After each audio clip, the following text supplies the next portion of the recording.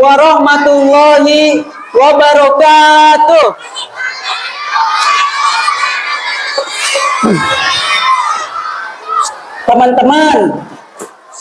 Teman-teman, jawab salam biar kenceng dong, biar menggelegar ke angkasa, masuk ke dalam sukma, nyut-nyutan di dada. Sekali lagi, assalamualaikum warahmatullahi wabarakatuh.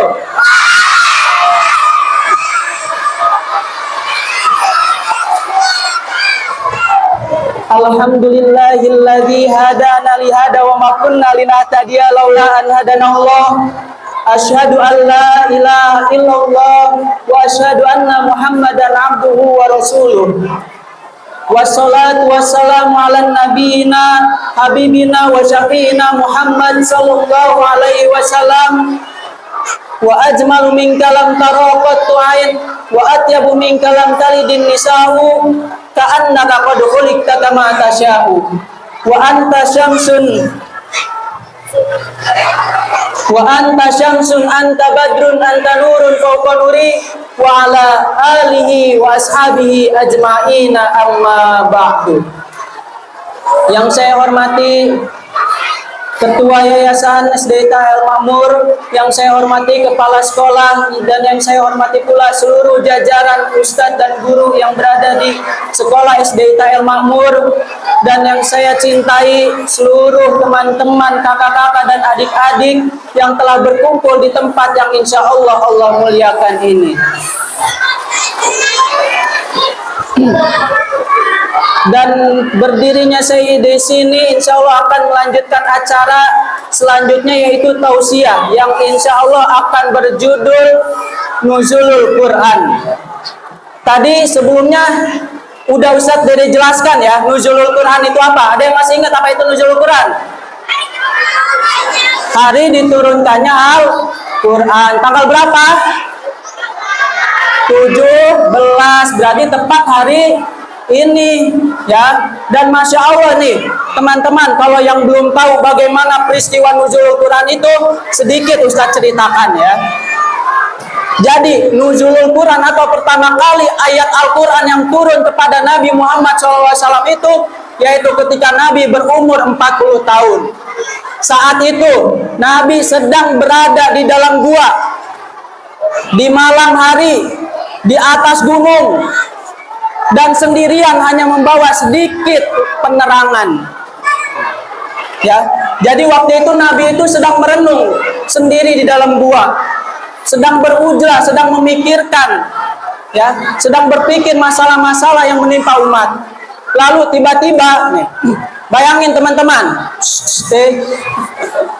bayangin nih, lagi sendiri di atas gua yang namanya guanya itu Gua Hiro, di atas gunung yang nama gunungnya itu Jabal Nur, yang jaraknya itu dari Mekah itu sekitar 6 kilo. Tiba-tiba lagi sendiri begitu, tiba-tiba datang makhluk besar bersayap. Bagaimana kira-kira reaksi teman-teman?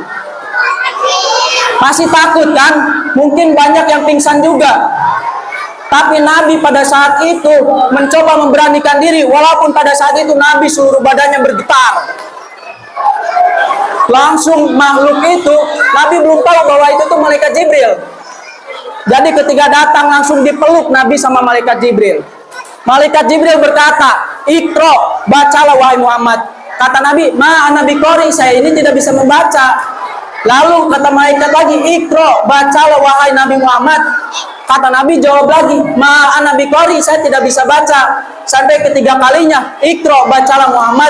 Rasulullah menjawab, "Ma ana biqori, saya tidak membaca." Baru malaikat melanjutkan, "Iqra bismi rabbikal ladzi." Surat apa itu kira-kira? Surah Al-Alaq. Nah, jadi pada saat itu malaikat itu datang menurunkan wahyu ayat pertama sampai kelima surah Al-Alaq ya. Lalu disebutkan juga di dalam kitab Ibnu Katsir ya, di dalam hadis yang diriwayatkan oleh Jabir bin Abdullah Al-Ansori, bahwasanya qala Rasulullah sallallahu alaihi wasallam, "Baina ana amsi sami'tu sauta minas sama farafatu rasi fal malakul alladzi ja'ani bihi jalisun benas samai wal ardi. Jadi di dalam kitab Ibnu Katsir dijelaskan di suatu hari setelah turunnya wahyu, Nabi lagi jalan. Nah, Nabi lagi jalan, terus Nabi mendengar suara. Suara apa itu Ustadz? Menurut riwayat, biasanya ketika akan ada wahyu atau Al-Quran turun, ayat Allah turun, itu ada suara lonceng. Ya, jadi suara lonceng kayak ding ding ding ding ding ding ding ding kayak gitu. Ya.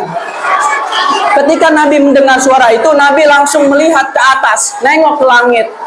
Setelah nengok ke langit, Rasulullah itu kaget. Malaikat yang datang waktu Nabi sendirian di dalam Gua Hiro itu ada lagi menampakkan diri lagi, tetapi lagi duduk di atas kursi di antara langit dan bumi, ya. Karena melihat makhluk yang besar, tinggi, bersayap, sedang duduk di atas langit, Nabi pun kembali ketakutan, bergetar lagi kembali badan Nabi.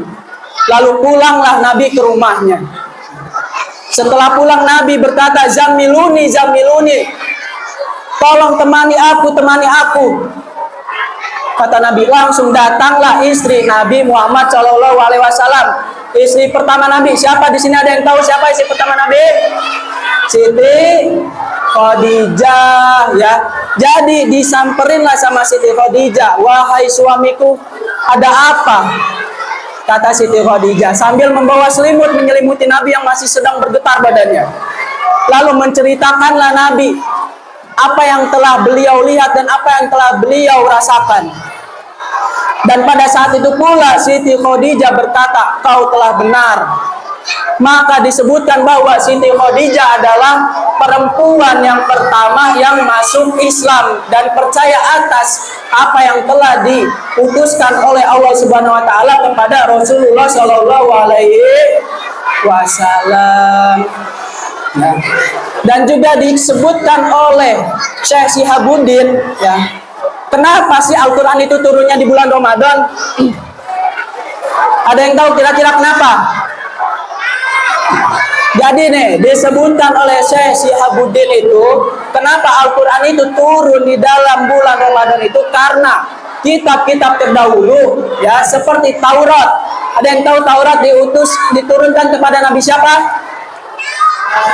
Taurat.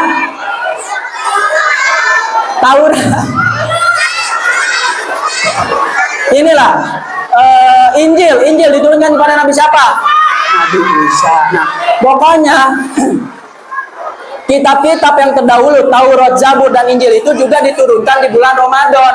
Makanya Al-Quran juga diturunkan di bulan Ramadan, ya. Oleh sebab itu kita harus banyak membaca Al-Quran. Kenapa? Karena ini adalah bulannya Al-Quran. Agar kita mendapat kemuliaan Al-Quran, maka kita harus membaca dan mempelajari Al-Quran. Kurang lebihnya dari Ustadz itu saja. Billahi taufiq wal hidayah, wa ridho wal inayah. Wassalamualaikum warahmatullahi wabarakatuh.